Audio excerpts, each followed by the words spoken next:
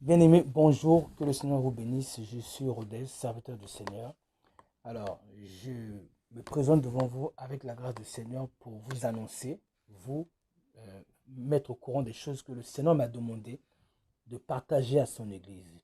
Un message que je vais partager à l'Église. Donc, c'est un message prophétique concernant les guerres qui arrivent et puis le jugement des nations et le jugement de Dieu sur l'Église. Donc, c'est un message que je vais transmettre tel que le Seigneur me l'avait dit. Et je ne vais rien ajouter. Et je vais vous laisser avec le message lui-même en question. Donc, message à prendre très au sérieux, bien-aimé. Enfant de Dieu, serviteur de Dieu. Des temps difficiles arrivent pour le monde, pour les nations et pour l'Église. Et Dieu va permettre que nous puissions tous être bousculés par des temps de détresse, de guerre, de violence acharnée dans plusieurs nations. Je vous laisse le message être diffusé et je vous reprends tout à l'heure. Que le Seigneur vous bénisse.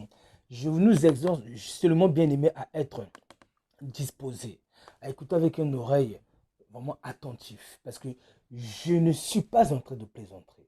Je suis en train de dire une chose que le Seigneur me demande de dire avec insistance, insistance à son Église. Bien-aimé, que Dieu nous bénisse. À tout de suite. Dis-leur, si vous avez des choses à vous reprocher, si vous avez des choses à vous reprocher devant ma face, allez devant ma face et pleurez dans la prière pour que je vous aide à vous repentir. Car je suis irrité contre mes enfants qui ne veulent pas abandonner les habitudes mauvaises que je leur ai donné la capacité de le faire.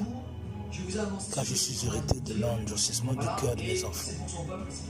Dis-leur que celui qui a quelque chose à se reprocher, qu'il se repente.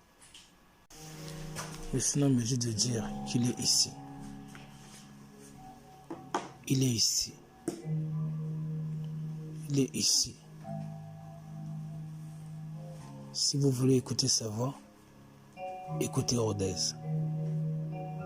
Si vous voulez écouter sa voix, écoutez-moi. Si vous voulez connaître sa volonté, écoutez-moi.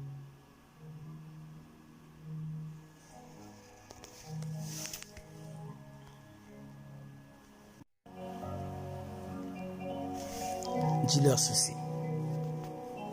Je reviens très bientôt. Je ne vais plus tarder. Je vais lancer une dernière vague de repentance pour amener à la repentance beaucoup qui ne me connaissent pas. Mais pour ceux qui me connaissent déjà, je leur demande de déposer par terre leur orgueil, de se revêtir d'humilité.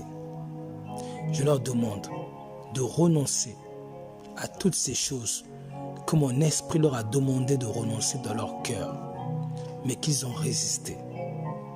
Je leur demande de rechercher ma face dans la prière, dans les chants, en méditant la parole.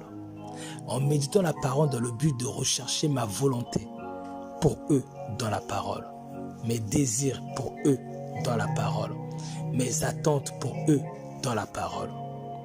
Qu'ils méditent ma parole comme quelqu'un qui cherche qu'est-ce qui en lui n'est pas agréable à Dieu. Qu'il médite la parole comme quelqu'un qui cherche qu'est-ce qui en lui ne plaît pas à Dieu. Afin qu'une fois que mon esprit le lui révélera, il aille me chercher dans la prière pour que je lui donne une puissance de repentance, afin qu'il abandonne les mauvaises œuvres que moi, le Seigneur Jésus, je n'aime pas en lui. Et c'est ainsi que je pourrai vous garder de cette troisième guerre mondiale qui arrive. Dis-leur que je suis très fâché contre les pasteurs qui ont prêché mon nom avec mépris. Dis-leur, je suis très fâché des serviteurs de Dieu que j'avais moi-même placés devant, mais qui ont détourné le cœur de mon peuple, l'ont ramené vers les richesses de ce monde, l'ont ramené vers le matériel, ils l'ont ramené loin de moi. Mais ils ne les ont pas dépouillés de leur orgueil, de leur mauvais caractère, de leurs idoles. Ils ne les ont pas dépouillés de leurs idoles. Dis-leur que les chrétiens ont beaucoup d'idoles attachées à leur âme et à leur corps qui me déplaisent. Beaucoup trop d'idoles. Énormément. Dis-leur que je vais rappeler une dernière fois. Ceux qui me connaissent, je leur demanderai de se repentir. Des choses auxquelles je leur ai déjà demandé de se repentir, qui ne l'ont pas fait. S'ils ne le font pas, ma face sera tournée contre eux.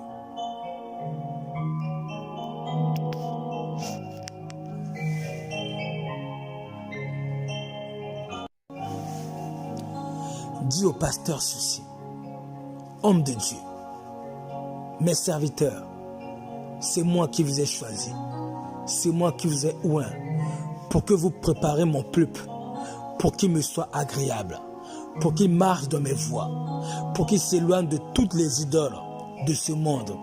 Mais cela n'a pas été votre travail. Vous les avez ramenés dans le monde, dans les distractions. Vous les avez laissés dans leurs péchés. Tandis que je vous ai oint pour que vous les sortiez des ténèbres et que vous les ameniez à marcher dans la lumière. Vous n'avez pas persévéré dans ce genre de message. Vous les avez laissés dans une distraction chrétienne qui ne les ramène pas vers moi, mais qui les éloigne de moi. Je vous demande à vous qui avez des oreilles de vous repentir. Repentez-vous et cherchez ma face vous aussi. Que je puisse vous révéler ce qui dans vos messages ne me plaise pas.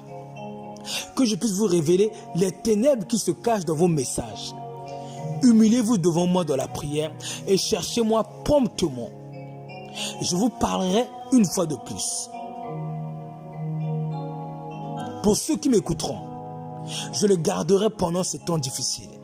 Mais pour ceux qui ne m'écouteront pas, je ne pourrai rien faire pour ceux qui rejettent ma voix. Chers frères dans la foi, chères sœurs, chers serviteurs de Dieu, que le Seigneur vous bénisse. Vous avez entendu le message que le Seigneur m'a donné pour l'Église. Ceci n'est pas une blague, bien aimé. Et ce n'est pas le seul message que le Seigneur m'a donné. Le Seigneur a multiplié message sur message que je vais continuer à placer dans cette playlist dans ma chaîne YouTube afin que vous preniez le temps de l'écouter. Et surtout, je vous encourage à prendre en considération, bien aimé, et à le partager à des frères et sœurs de la foi, afin que chacun aille se remettre en question, chacun aille rechercher la face de Dieu dans la prière, même celui qui pense que entre lui et Dieu tout va bien, qu'il aille chercher la face du Seigneur, et là il verra que le Seigneur lui reproche beaucoup de choses. Car le Seigneur va lancer une vague de réveil, qui sera précédée par une vague de jugement, dans ce que le Seigneur m'a dit être cette troisième guerre mondiale qui va arriver, c'est que le monde entier. Le monde entier. Et le Seigneur est en train d'annoncer ici qu'il y a son jugement, sa colère qui est déjà sur la plupart de ses enfants, les enfants de Dieu. Et ils peuvent s'en détourner s'ils se repentent en allant chercher la face du Seigneur avec sincérité, avec persévérance dans la prière, en méditant la parole, dans les jeûnes, afin que le Seigneur révèle à chacun ce que le Seigneur lui reproche et que le serviteur de Dieu, l'enfant de Dieu, puisse se repentir et que le Seigneur lui communique la grâce de pouvoir pratiquer ce qu'il n'arrive pas à pratiquer et que le Seigneur garde son âme, sauve son âme pendant ces temps difficiles, car le texte dit dans Jean 15, verset 10, « Si vous gardez mes commandements, vous demeurerez dans mon amour. » Et Dieu veut garder l'Église dans son amour pendant ces temps difficiles qui arrivent. Mais l'Église ne sera gardée par Dieu qu'à travers son obéissance. On ne peut pas préserver notre animal de compagnie de l'orage qui arrive dehors si celui-ci refuse de nous obéir, n'est-ce pas? C'est par l'obéissance de l'animal de compagnie comme le chien, en lui disant rentre à la maison.